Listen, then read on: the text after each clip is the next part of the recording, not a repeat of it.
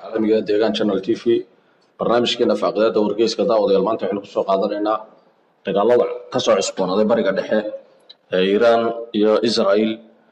haddaba daawadayaal haddii barnaamijkeena hore ugu soconno, wadanka Mareykanka ayaa ka baxay heshiiskii 2015 wadamada reer galbeedka ay la galeen wadanka Iran. heshiiskaasi oo xadidayay nuclearka wadanka Iran وقلنا تلا قال إيران إنه نوكليير سميسان إذا أنا تابدل كذا لقى قاعد عنا قبتين تي رجالسي وطن كاسي سافيد أنت متأهل بقى.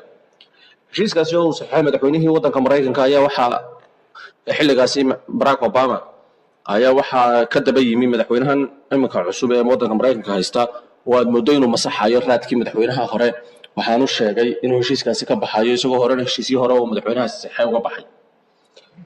isku day badan oo isku dayeen Ingiriiska iyo Jarmalka iyo wadanka Faransiisku inuu ku sii jiro heshiiskaasi ayuu ugu dambeyntii ka baxay heshiiskaasi madaxweynaha Donald Trump.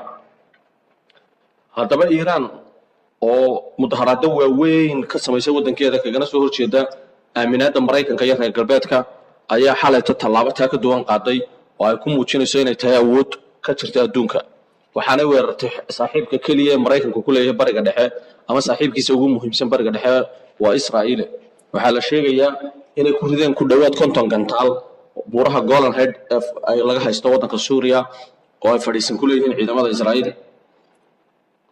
waxaa la sheegayaa inay halkaasi khasaare gaarsiiyeen, hase yeeshee ciidamada Israa'iil oo iyaguna jawaab degdeg ah markiiba bixiyay ayaa la sheegayaa inay duqeyn xoog loo geysteen meelo badan oo wadanka Suuriya oo lagu tuhmayay ururka Xisbullah oo taageera Iran iyo waliba ilaalada kacaanka ciidamada ka jooga la yiraahdo Iran leedahay oo baryahan ba fadhiisna waaweyn ku lahaa baa la yidhi wadankaasi Suuriya gudihiisa kana dagaalamaya iyagoo garab siinaya dowladda Bashar al-Assad. haddaba daawadayaal dagaalada nimanka halkaasi ka bilaabmay ayaa waxay xiisadii ku sii murgiyeen wadanka Iran, waxaana markii hore wadamadii ka soo horjeeday heshiiska laga baxo aad mooday imika inay si jeerjeersamay dhinaca Mareykanka oo uu Trump leeyahay waan idinkaga saxnaa fikirkaasi. waxaana maanta cambaareymihii ugu horeeyay ka soo baxeen wadamada Jarmalka iyo Faransiiska iyo Britishka oo iyagu aad u cambaareeyay, halka haddaba xulufadii ay Iran lahayd ee ahaa Turkiga iyo wadanka Ruushka oo ay isku haleynaysay aanay iyagu waxba hadalaba ka oran.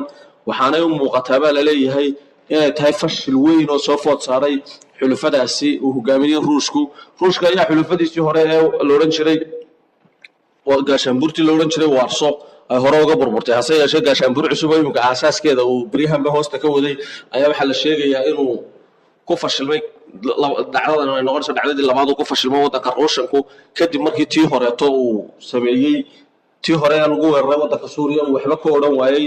dowladda Suuriyana ay aad uga niyad jabtay iyo dowladaha kale ay Iran ka mid tahay. haddana uu tan kale oo raacday oo imika Mareykanka iyo reer galbeedka oo dhan cambaareeyeen uu isaguna uga aamusay. waxaa iyaduna dhaqaalaha ugu badan bixinaya baa la yidhi wadanka Sacuudi Carabiya oo aad uga soo horjeeda shiicada iyo wadanka Iran oo imika aad ugu fidaya gobolka bariga dhexe. waxaana taasi ay noqonaysaa baa la yidhi markii ugu horeysay ee Sacuudigu si badheer ah u taageero baa la leeyahay firqooyinka islaamka ka tirsan inuu si buuxda looga cirib tiro adduunka. waxaanu doonayaa baa la yidhi inay cid kastaba uu kaashado. waxaana imika ugu badnaanta dhaqaalaha ugu badan bixinaya oo reer galbeedka ku siinaya in Iran la weeraro waa wadanka Sacuudi Carabiya iyo Imaaraadka. waxaana warku inta ku daraya in wadamada Imaaraadka iyo Sacuudi Carabiya ay wadanka Ruushka ku gorgorinayaan dhaqaale inay dhaqaale siiyaan si aanu arrimahaasi faraha ula gelin oo uu uga madax banaanaado. waxaana warku sheegayaa inay iminka xaaladdu ku cakiran tahay isbahaysigaasi soo korayay ee uu hogaaminayay wadanka Ruushku.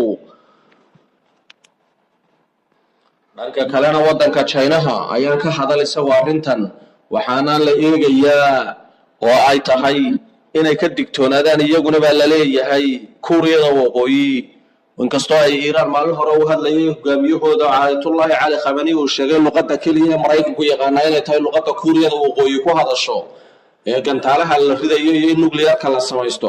haddana waxaa iminka muuqataa in Iran intaanay programkaasi gaadhin la doonayo in laga hortago lana soo afjaro howlgalkeeda. waxaa dhinaca kale warbaahinta Al-Jazeera ay si buuxda iyaduna u taageertay oo ay u soo gacan qabatay baa la leeyahay ciidamada ilaalada kacaanka dawadayaal wixii wararka ka soo kordha waxaynu ku soo qaadan doonaa barnaamijyadeena dambe haddii waqtigu inoo saamaxo inta ka horeysa waxaan idin tegaynaa amaana Allah iyo sarag dambe